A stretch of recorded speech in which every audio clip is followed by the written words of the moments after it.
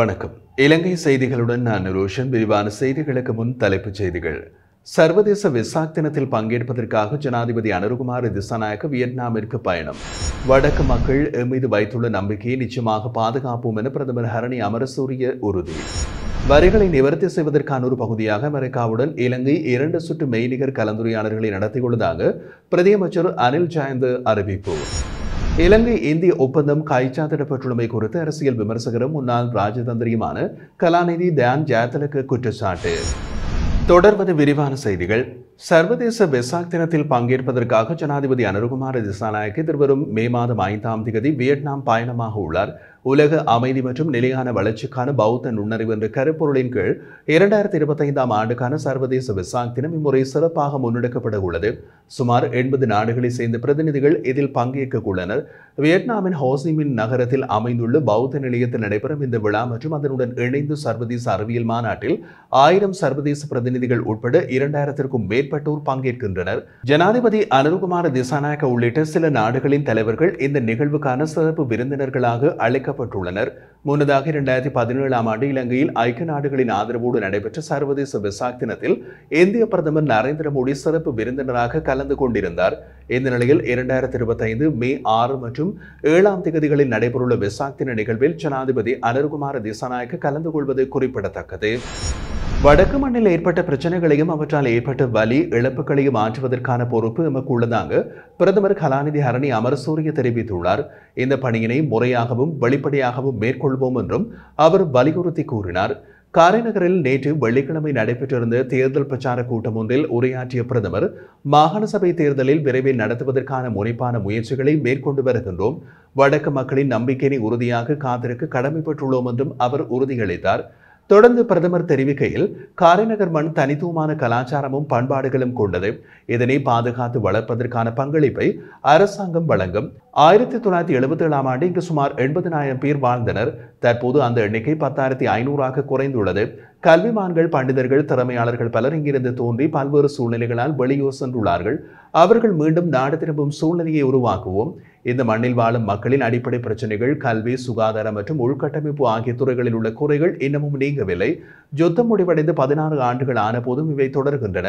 அரசு நிர்வாகம் வழியான நிறைவான தீர்வுகளை வழங்குவோம்.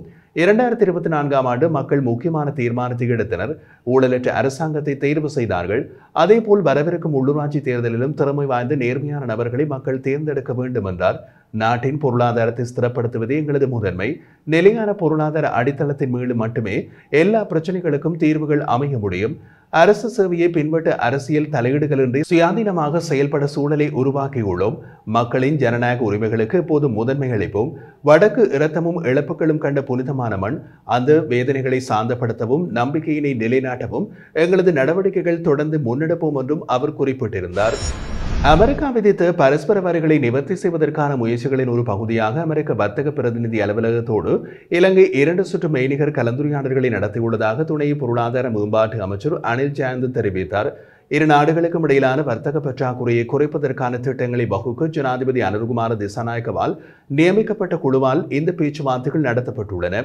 இலங்கையின் நிலைப்பாட்டை கோடிட்டு காட்டும் 2வது கடிதமும் வாஷிங்டனில் உள்ள இலங்கை தூதரகம் மூலம் அமெரிக்க ஜனாதிபதிக்கு அனுப்பப்பட்டுள்ளதாகவும் அமைச்சர் அனில் ஜயந்த் குறிப்பிட்டுள்ளார்.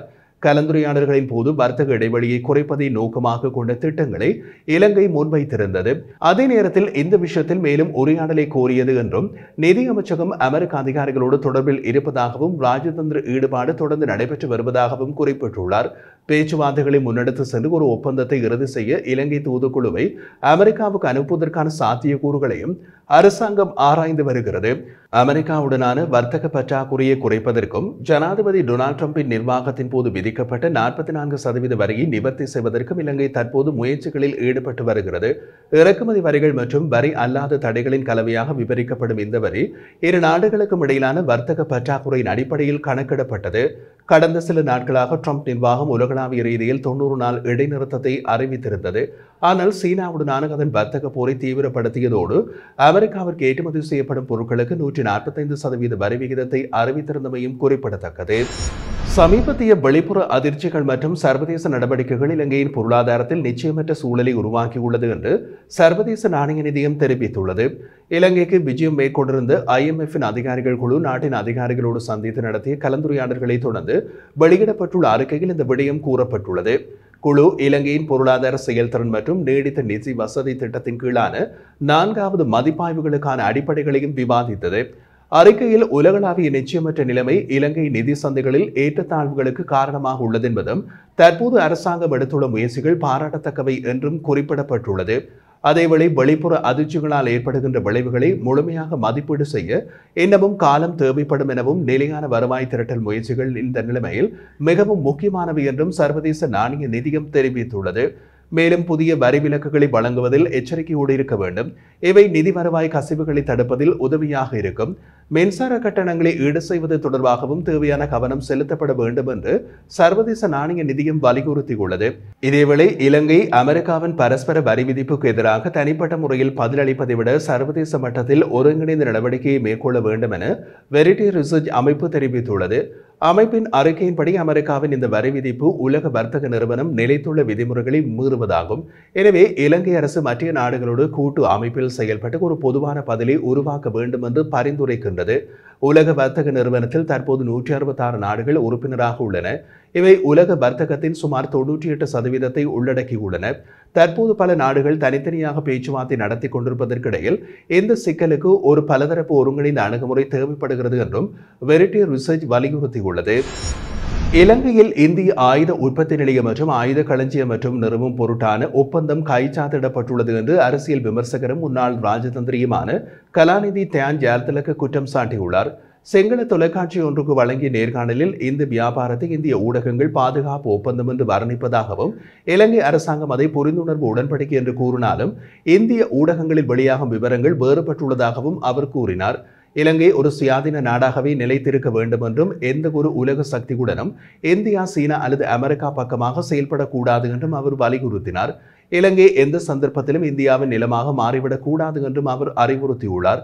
தற்போதைய ஜனாதிபதி இந்திய மாநில முதல்வர் ஒருவரைப் போலவே செயற்பட்டு வருகிறார் என்று விமர்சித்த அவர், பிரதமர் நரேந்திர மோடியின் இலங்கை விஜயத்தின் போது பிற தலைவர்களுக்கு வழங்கப்படாத விசேட மரியாதைகள் வழங்கப்பட்டுள்ளன என்றும் சுட்டிக்காட்டினார். இலங்கை சுதந்திர சதுக்கத்தில் முதல் முறையாக ஒரு வெளிநாட்டு தலைவருக்கு வரவேற்பு வழங்கப்பட்டதையும் ஜனாதிபதி மோடிக்கு மித்ர விபூஷண பதக்கம் வழங்கப்பட்டதையும் அவர் குறிப்பிட்டிருந்தார்.